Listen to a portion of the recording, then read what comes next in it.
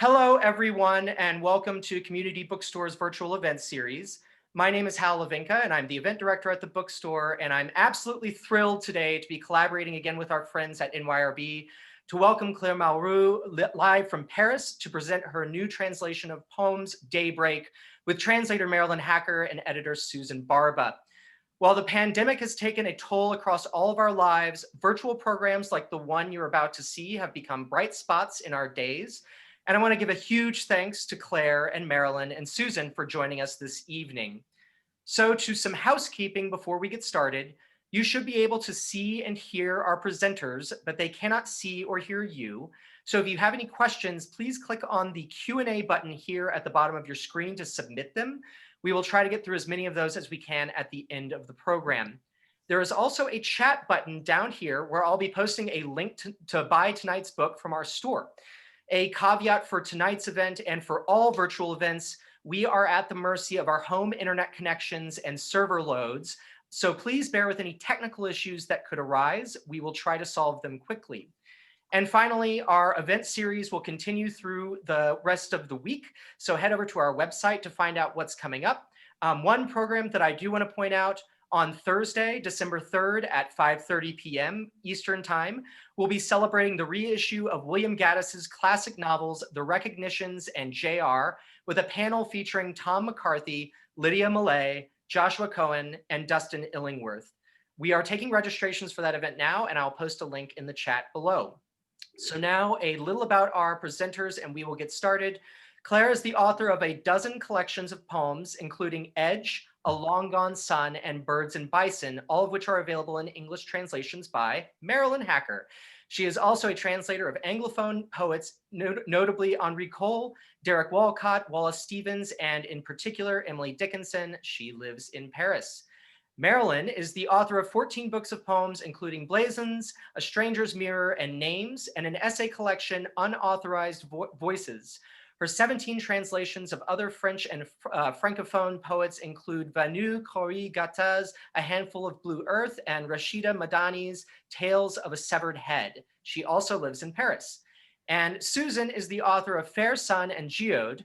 Her first book was awarded the Anahid Literary Prize and the Minas and Kohar Toloyan Prize. She has received fellowships from the MacDowell Colony and Yaddo, and her poems have been translated into Armenian, German, and Romanian. She works as a senior editor for New York Review of Books. So Claire, Marilyn, and Susan, the stage is yours.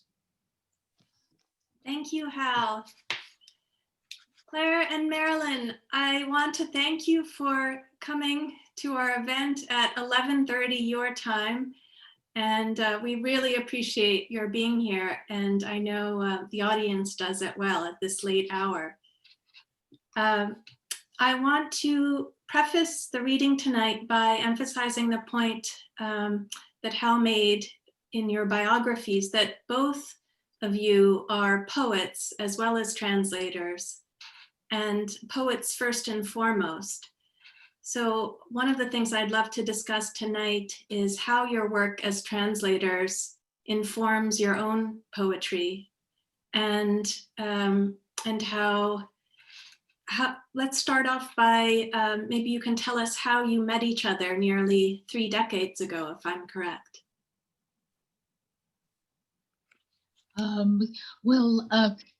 Claire and I were both at, am I audible? Yes, you are. Okay, good. Okay, it was in 1989 that Claire and I met at a conference of French and American, not Anglophone, but specifically American poets in Grenoble, I think it was, and there were quite a lot of people. I remember Denise Levertov was there, which was wonderful, and Diane Wachowski was there, and the French poet Jacques Darras, and among many others. And there already had work translated. Claire didn't, and it says my connection isn't stable across the screen. That's okay. We can hear you. Yeah. Okay. uh, uh, and if I, since I had been doing a little actually simultaneous translations for people talking to each other and sometimes more or less insulting each other on panels. Claire asked me if I could possibly do a translation of one of her poems because there weren't any for reading. And this was no internet, and I was in a hotel room, no dictionaries, but I did the best I could for the reading and cobbled something together. Really liked the work. And so when I got back to Paris, where I did have dictionaries, I continued to work on it, and Claire and I continued to see each other. And that eventually led to, first of all, a slim but elegant book called Edge, the University Press in, now I forget the date. I think it was 1996. Yes. And then two more, and then the book Soleil de Jadis, which was published in France in 1998 or 1999, which deals with Claire's childhood in the south of France and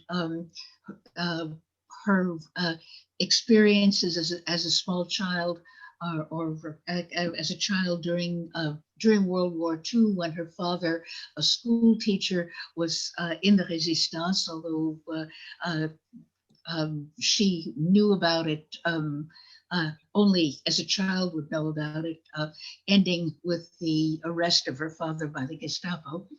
And so it's a book that is at once a large collection of poems and something of the history of a childhood at a particularly interesting period of time, but also the history of a childhood in a very particular place, which was a village near Albi in southwestern France, with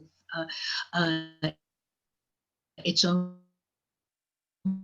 way of life and the life of school teachers' children, because both of Claire's parents were school teachers there. So that I translated that book, which there are sections from it in Daybreak, and the entire book was published in the with the translation and the original text were published in the States by Sheep Meadow Press in 2000, called A Long Gone Son. And but anyway, that goes in, and in between time, Claire and I, I was first living here part of the time and then living here the whole time. We would see each other for tea or for lunch and talk about translations and talk about poetry. And Claire translated some of my poems as well, and so we would talk about those too, and go and many questions, especially as Claire was working on new Dickinson poems, about which there were always a lot of questions and a lot of discussion. Wonderful. Well, maybe we can start with reading from A Long Gone Son, Soleil de Jadis. Okay. Just for our listeners, A Long Gone Son is a long sequence, which Marilyn just spoke about, that opens the book Daybreak. And Daybreak is divided into 3 sections, with an initial opening poem, Octet Before Winter. But essentially it's 3 sections, and A Long Gone Son is the first section. And there's a sort of telescoping action where the son that the poet is writing of is the son of her childhood. And Claire, would you like to begin with the reading in French, or Marilyn, how would you like to do it? I think it's better to have the English first, so that people who understand a bit of French can then understand the French better when they hear it. And about this first poem, I just want to explain that in small towns and villages in France, school teachers were given an apartment to live in above the school. So what Claire is describing is the place where her family, that is to say her mother, her father, herself, and her sister lived, which was literally above the a flight of stairs above the village school.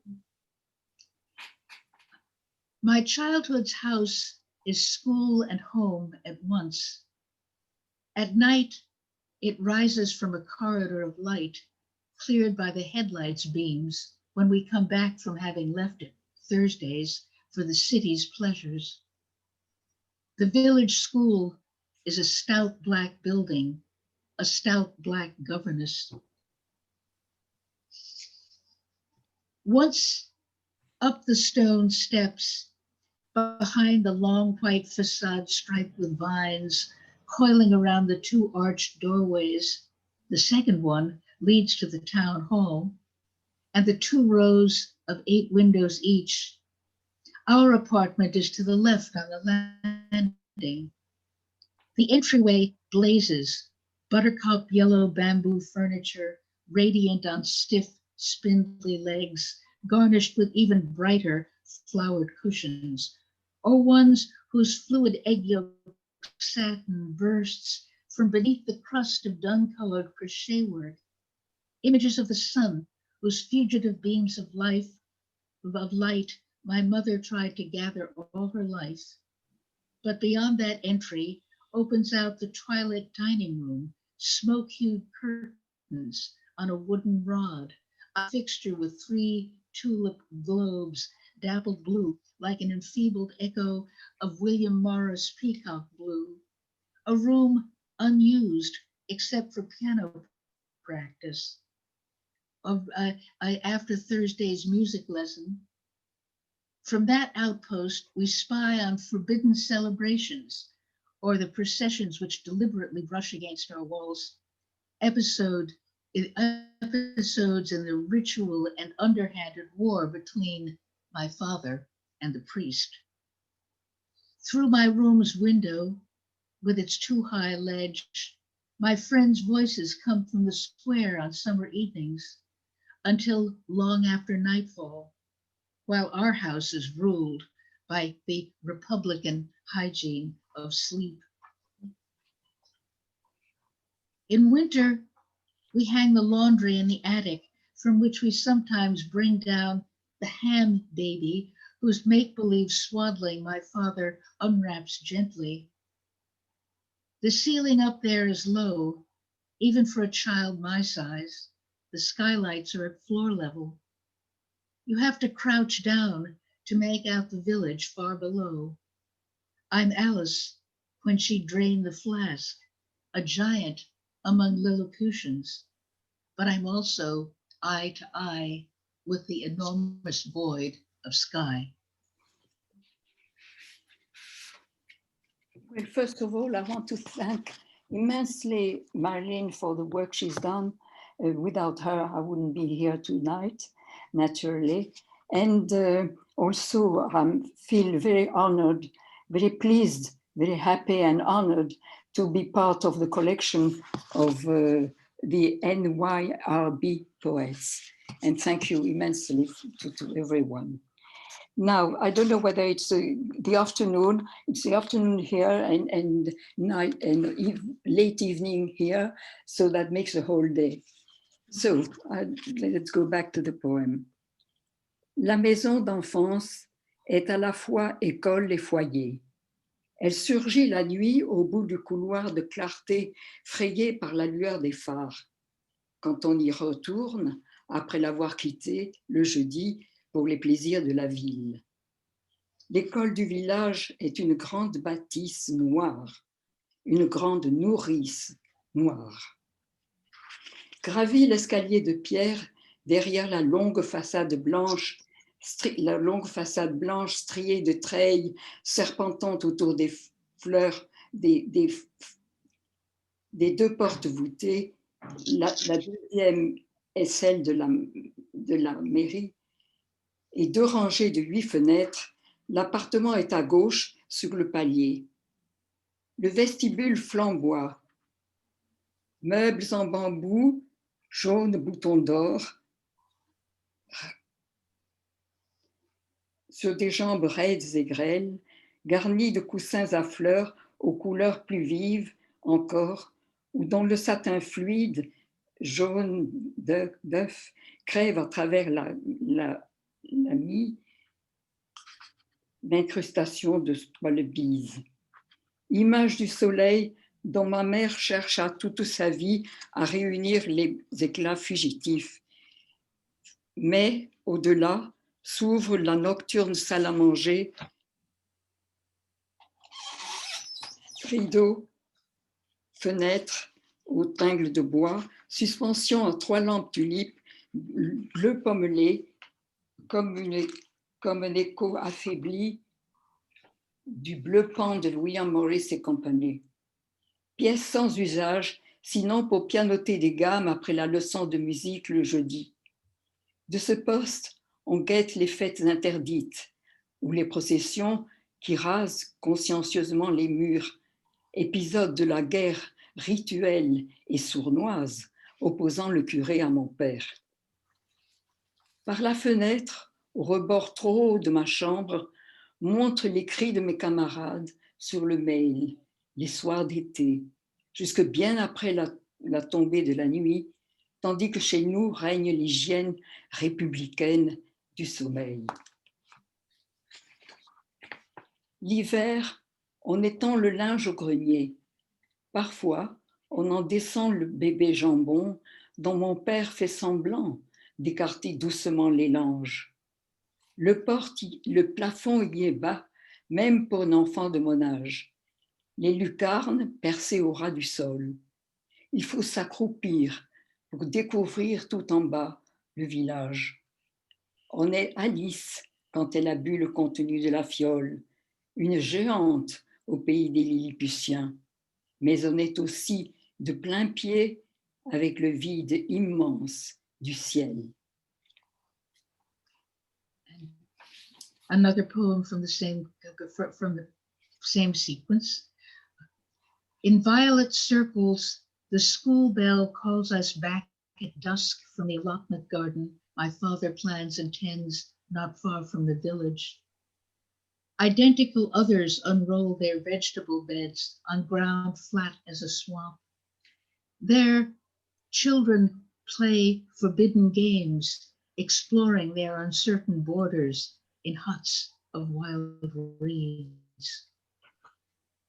Coming from who knows where, bats begin their zigzagging flight. Proud garlic blooms hoist themselves on spindly stems, violet tears at the edge of their lashes, as if the bell had drunk their cup. Marilyn, could you just read those last 2 lines again? It cut out a bit. I'll read the whole sentence. Proud garlic blooms hoist themselves on spindly stems, violet tears at the edge of their lashes, as if the bell had drunk their color before calling us into the shadows. En cercle violet, la cloche de l'école nous appelle au crépuscule de la parcelle que mon père cultive non loin du village. D'autres déroulent toutes semblables leurs plates-bandes de légumes sur un terrain aussi plat qu'un marécage. Les enfants y jouent à des jeux interdits, explorant leurs frontières floues dans les huttes de roseaux. Surgis d'on ne sait où, les chauves-souris amorcent leur vol zigzagant. De fières fleurs d'ail se hissent sur leurs tiges grêles, des pleurs violets au bout de leurs cils, comme si la cloche avaient bu leur couleur avant de nous héler dans l'ombre. Stretched out on a bench, an intensely young morning, a cotton dress with azure polka dots, as if it were raining down sky. The navy blue suit, heralding the consciousness of appearances. The black crêpe de chine dress with a plunging v-neck, extremely saucy for an old-fashioned adolescent. The tiny pink flounced taffeta dress rolled up with some macrame work in a drawer of the four-door chest, always seeing it there without remembering ever having worn it. It must have been in another era. How could it be a shroud? This is a picture of youth. I mean, the age of adolescence, and it is me, but it could be everybody else. Allongé sur un banc, un matin d'intense jeunesse, la robe écrue à pois bleus, comme s'il pleuvait du ciel. Le tailleur bleu marine, inaugurant la conscience de l'apparence. La robe noire en crêpe de Chine, avec décolleté en V, extrêmement allurée pour une adolescente démodée. La minuscule robe de taffetas rose à volant, roulée avec du macramé dans un tiroir du bahut à 4 portes. On l'a toujours vue, sans se souvenir de l'avoir jamais portée. Ce devait être dans un autre temps. Comment serait-ce un linceul? And this is the last poem we'll read from Soleil de Jadis, which sort of is a kind of recoup. Which one? Des années plus tard après la guerre.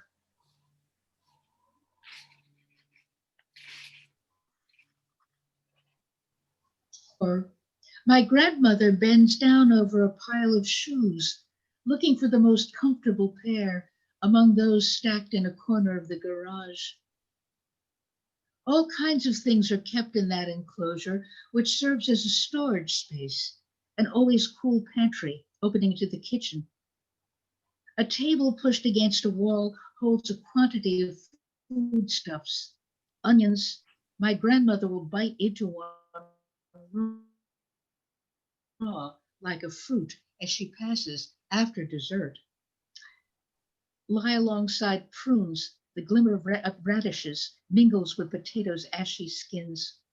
The cupboard, which is also full to bursting, spills over with fragrances, even if, since the little girls outgrew their childhood, it no longer holds bowls of fresh milk covered with a thick skin, yellow and crackled, which they used to spread on crusty bread after school.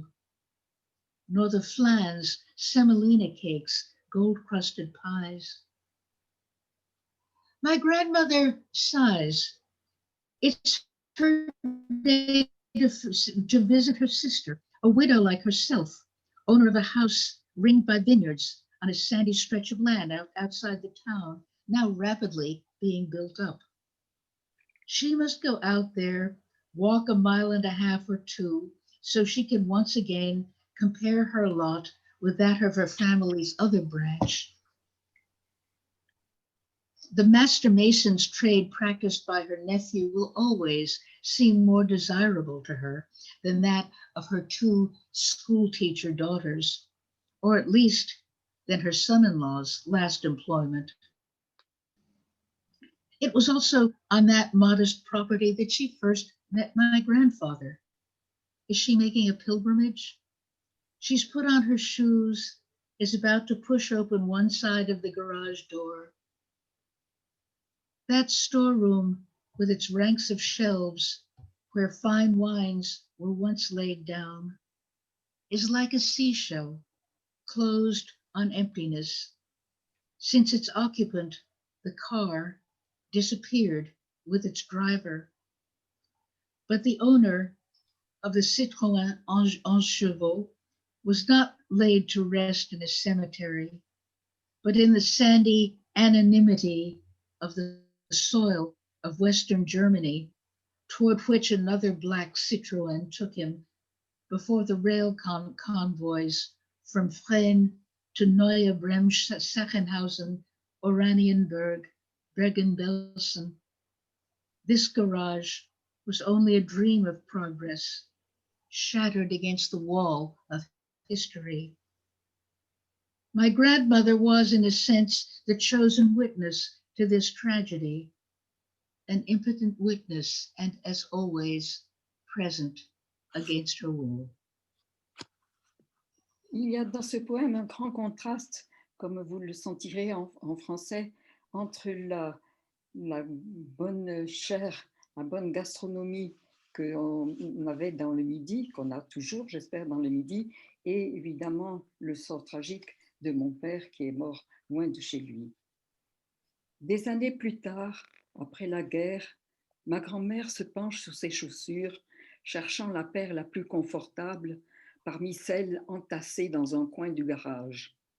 Il y a de tout dans cette pièce, qui est une espèce de grande resserre, un office attenant à la cuisine, toujours frais. Une table placée contre un mur supporte quantité de provisions. Des oignons, ma grand-mère en croque souvent au passage ou après le dessert, voisine avec des prunes, des radis mêlent leur lueur au teint cendreux des pommes de terre.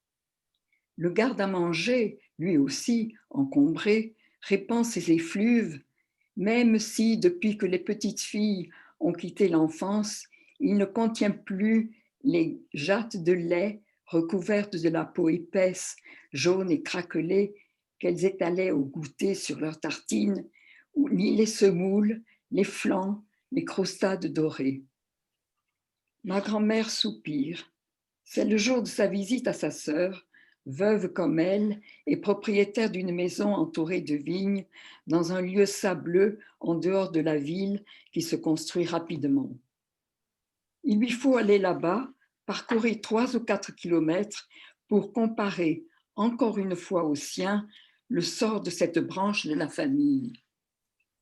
Le métier de maçon entrepreneur exercé par son neveu lui paraîtra toujours plus enviable que celui de ses filles enseignantes, en tout cas que le dernier poste de son gendre. C'est aussi dans cette modeste propriété qu'elle a fait la connaissance de mon grand-père. Accomplit-elle un pèlerinage? Elle a chaussé ses souliers, s'apprête à ouvrir un battant du portail. La pièce, avec ses rayonnages chargés jadis de vin fin, ressemble à une coquille refermée sur le vide, puisque son occupante, l'automobile, a disparu avec son conducteur.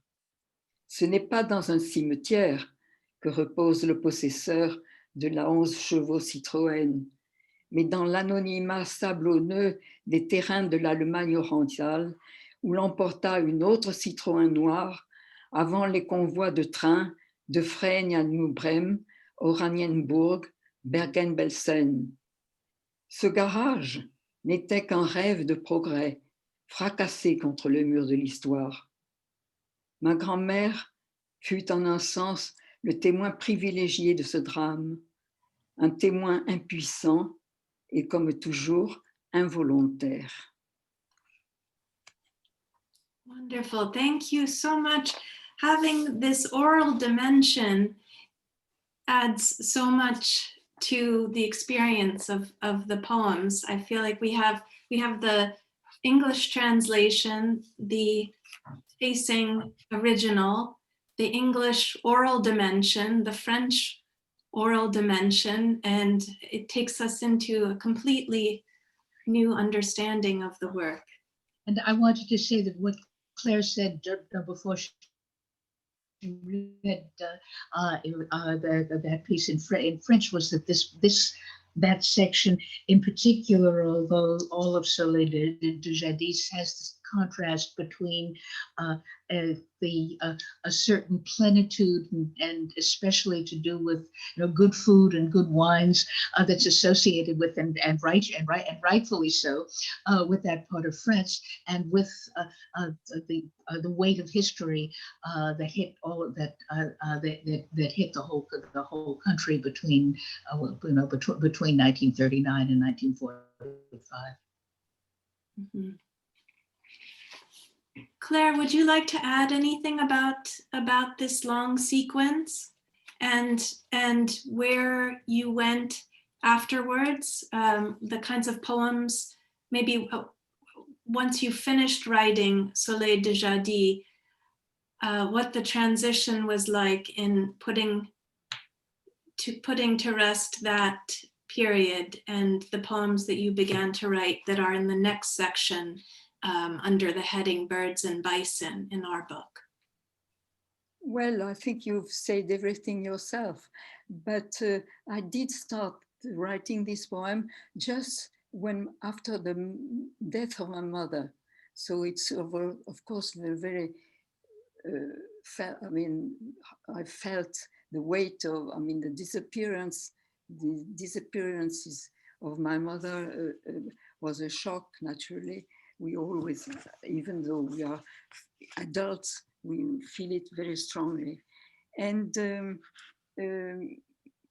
what made me, well, I thought that I needed to leave a witness of my youth, of my passage in the world, for people to eventually to read after me. Because I had already started writing books, and therefore it is indeed in the middle of my career, if I may call it that, of a poet, between the poems of youth. There are no poems of my first period. We start in the middle of my period, and the books that I write now, which I believe have benefited from all the care and work that I did on them. And I'm sorry that, of course, we couldn't go on forever. Marilyn couldn't go on forever translating, and it's really difficult. That's why I'm really so thankful, because it's very difficult to find good translators of poetry in France. We've plenty of translators of novels, naturally, but of poetry, it's very rare. Mm-hmm. And I think it would be interesting from a historical point of view. Also, the fact I tried to translate the atmosphere of wars, because we couldn't read everything that is related to the war, but that was a very peculiar time in Paris, for instance. I shall always remember the German soldiers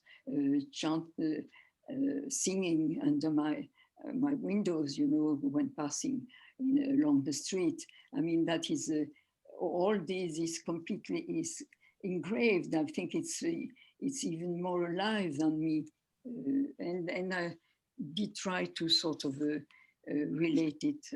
I would speak too long about this, and I stop. Well, then the next poems unless there is something that I didn't answer, really, that you would like me to, a precise thing that you had in mind. If that satisfies you, it's okay. It satisfies me. So the next section, before you begin reading, I wanted to speak briefly about Birds and Bison, which is the heading of the next section. Many of these poems are about translators. And so here we move into a section which addresses perhaps not the act of translation itself, but these other translators and their work and their being as people and friends, acquaintances of yours. Maybe Marilyn, was Trees of Flame the next poem Yes, to read? And maybe you could explain, yes. maybe you could say a bit about Laure Bataillon and her work. I frankly, Claire Claire would have to do that. Laure Bataillon, she wants to know, I mean, why does Susan want to know about Laure Bataillon? Sorry, let me clarify that this poem, our Trees of Flame, is dedicated to her. Yes. So I thought before you read it, it would be good to preface. Well, she was the president of Literary Translators Association, which was created when the minister André Lang, which succeeded to André Malroux, was Minister of Culture, where the Ministry of Culture was created. And therefore, it gave an impulse to everything cultural. And the translators, which had been unknown persons, wanted very much to be known, and then they created that association. Mm. They were very poorly paid. They still are, but I mean, it was actually, it's not so bad. I think that French costs are higher to get a book translated than in other countries. Mm. Oh, I know, absolutely. I will second what I mean. For one thing, even for translations of poetry in France, there are government grants, and there and in general, there is a set amount that the translators are paid. It's not aleatoric, and it's certainly not done gratis. No, I know, but you won't go into politics. I mean, no. two kinds of publishers. There are the good publishers who pay correctly, and the bad publishers who pay nothing. Yeah.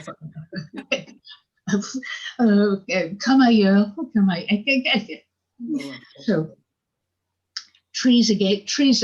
With no further ado, I'll read the poem. Trees of Flame. Death knocks against the mirror, hurls brutal shards at the still living face.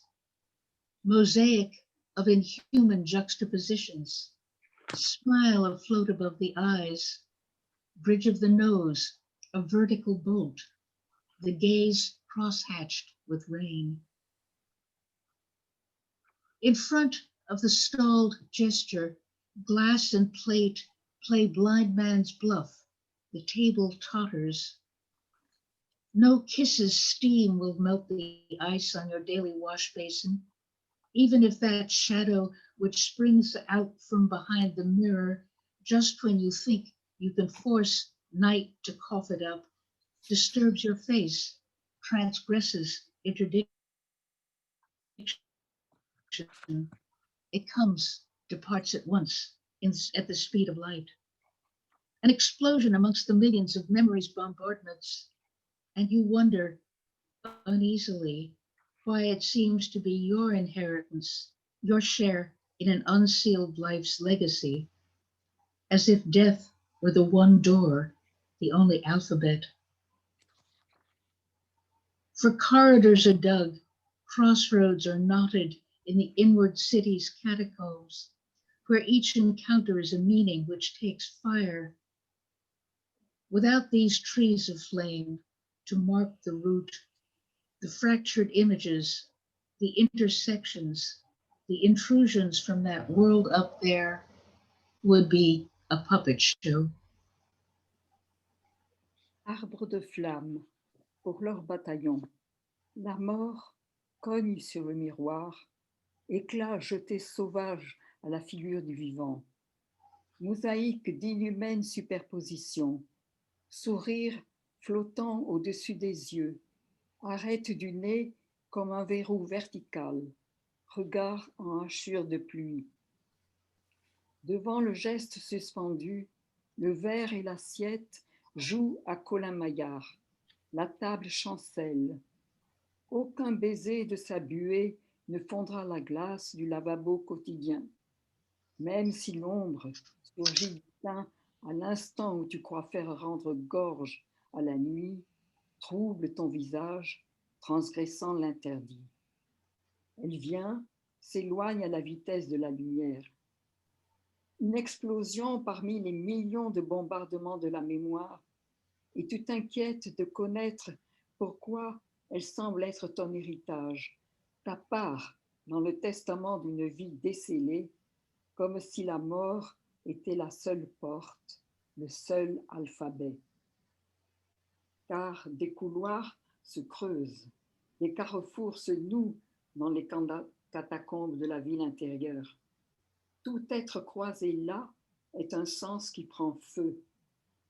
Sans ces arbres de flammes, les images fracturées, les intersections, les interférences du monde supérieur ne seraient qu'arlequinades.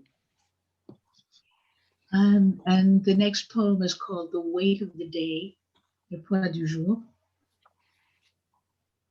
The weight of the day slides like a sleeve, soiled or perhaps not from your shoulders.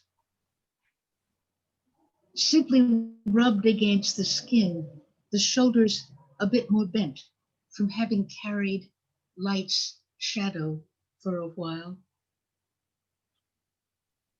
You enter the night naked, memories run aground on a bank between two currents.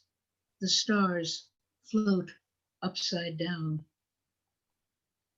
You don't know if you'll wake up or where when the owl's eyes close, the watch kept, and the rat eaten.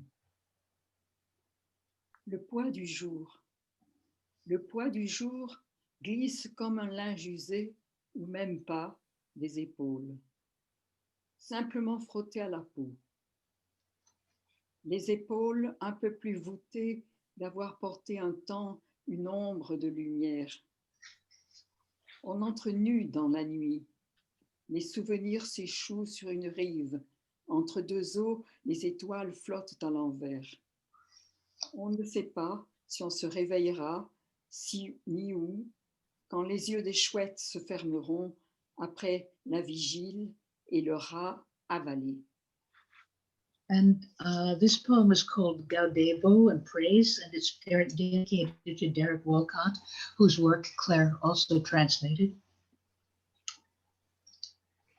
Gaudebo, word breathed out in a dream in the lovely Latin which survives, although lost to all of our schools. Let us rejoice at the Lord's altar, intone Racine or an old catechism.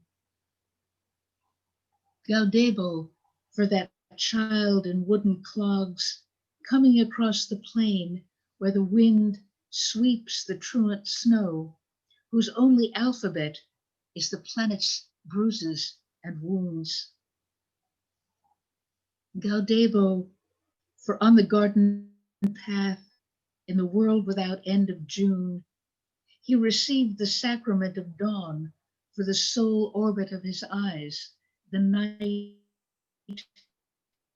gasping but beating hearts, and embracing the seasons, the river spoke in bowels rubbed raw against the raucous ivory of the rocks. How much time had to pass for that scorched throat blocked with stones to break loose? As much as it took to emerge on the nude moor of death after so much wandering. But because a sound unfailingly froths up like a woman's gently moistened sex from the roots to the altar of idleness, Gaudebo. Il faut que je dise tout de même que Godebo, qui veut dire évidemment je me réjouirais, c'est un très vilain mot en prononciation, et donc et comme il revient très souvent dans le poème, oh sorry, I should say it in English.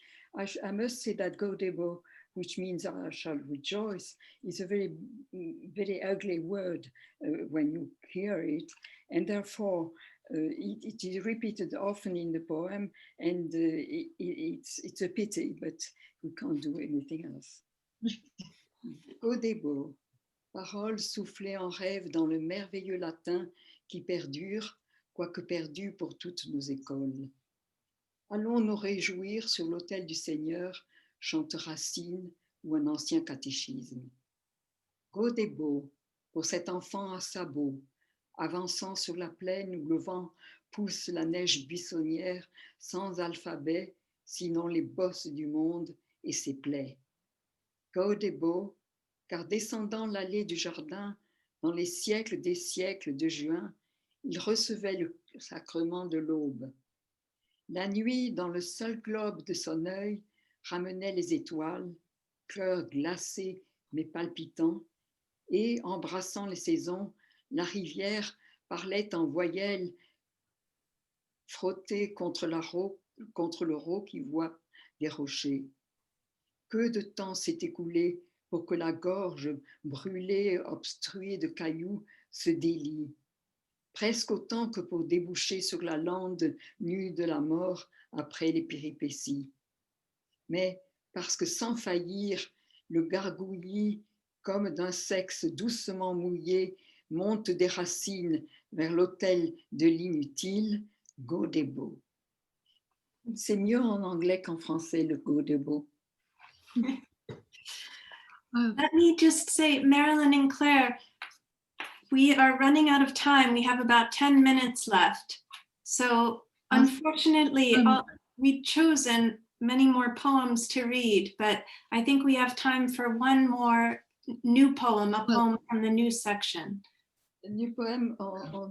Well, I would choose Evergreen because it refers to Cabourg in Normandy, which was of course Proust's Baalbec, and was also a place that has been extremely important in Claire's life for many years, and it's dedicated to her mother. It's called Evergreen, and there's an epigraph from Proust's Against Sainte-Beuve.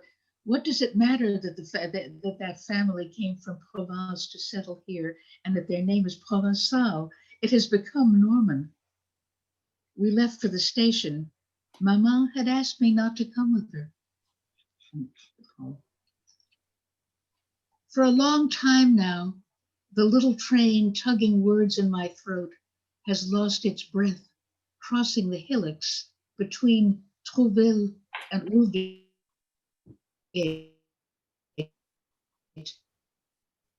To see the ocean from today, it places its accidental bouquets at the ocean's feet and let its rails float towards a hinterland of giant grasses and pale passengers. Among them, the woman who gave me acid spring green and Indian summer yellow, a scarf to wave like a flag on the last station platform. A relic today in a little wooden wardrobe acquired after the shipwreck of Armoire, weighed down with sheets for the departed. Let the dead bury their dead. The child cupboard repeats, think of walks in the wheat fields instead, and in the bright forests of Ile-de-France, when the moon was not yet visible to either of you. Only the door is of the period, 17th century, noble wood joined with common planks, worked over with a chisel to awaken the nymphs in their canoes, and cross time's rapids, necessary provisions, Mozarted chateaus, or these poems, mother, that you copied into school notebooks. They were not yours, but they are you as well as those who wrote them. I slide them into this door like a prayer in the crevice of the wall. Moi, je pense que je ne vais pas les lire parce que ça n'a pas d'importance. Ce n'est qu'un fragment d'une séquence. Je pense que c'est mieux de rester sur l'anglais.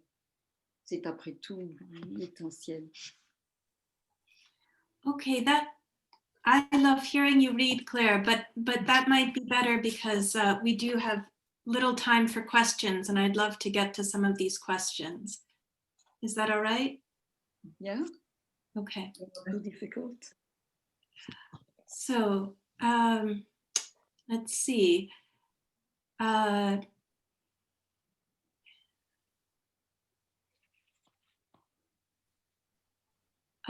There's a question about the significance of l'histoire to the poems in this collection. The word comes up in Marilyn's introduction to Daybreak, where Marilyn notes that it is a triple-barreled word in French, were the various meanings of l'histoire one of the uniting factors in choosing poems to go into this collection? I shall disappoint you because I really am not engaged in history myself. I mean, I talk about history because I lived through it, but it's not my main theme. I'm more interested in interior things than exterior things like history. So I'm sorry, I won't answer your question.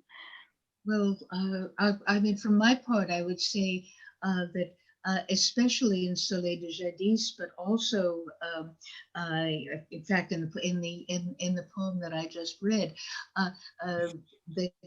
that there is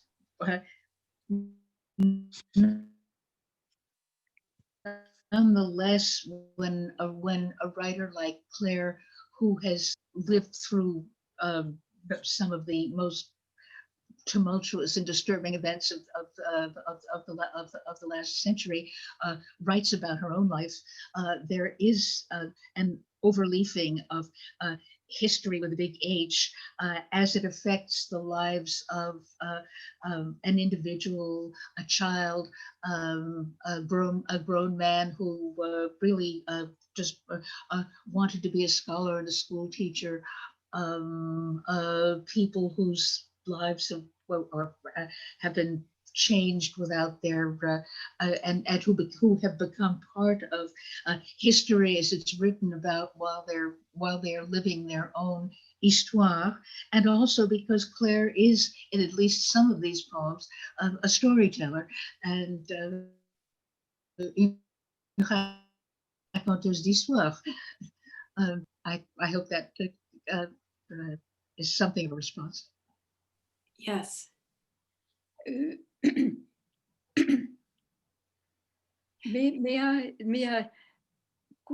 we read only the 10 lines in English, the last page, in the last page of the book?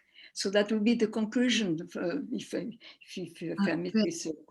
So, Marilyn, pourrais-tu lire la page 205, Day after day I shared in their decline. Oh. Dernière page. Yes. Last page. This is from a because I wanted to show you that I'm more interested in, for instance, at the moment I'm very interested in vegetables and the part of the part played by vegetables in our lives. So that's why I chose these last few lines. The they in the line are in fact a rose and a lily who are referred to as a queen and a nun in the poem. No, not all that, it's too long. Just the last lines. Day after day I shared. Oui, maîtresse. Day after day I shared in there. This is the last stanza, more or less, of the poem. Day after day I would just want to explain who they are. Day after day I shared in their decline. I imagined I could delay it with a look, a word, as I don't know their language, a lullaby, if not simply by my presence, but how to follow the procession of species backwards to where they overlap in time, reclaim the link of a common origin. Intuitions, images, and metaphors are no lighthouse to shelter the traveler from the waves. And this almost song, would those foreign ones have heard it, knowing first of all from my species, violence, uprooting, abduction?